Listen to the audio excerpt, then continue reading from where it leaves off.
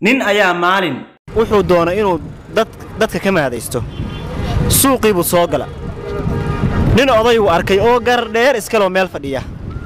odaygii buu yimid wuxuu ku yiri inuu ka maadaysto raba ila qosol ka sameeyo wuxuu yiri adeer garkaan dheeraanta badan xageebaad geysaa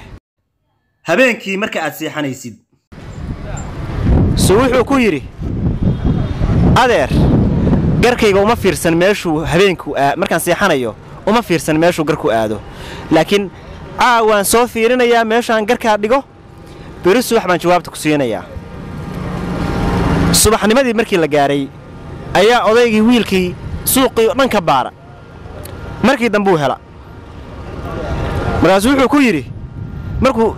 salaantii assalaamu calaykum iyo salaantii ka qaaday buu bahal dhirbaaxa iga qaba ku yiri uu dhirbaax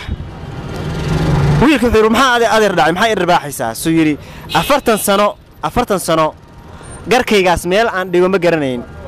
xalay ma seexan busaha markaan garka ka hoos mariyo madaxu waa igotaa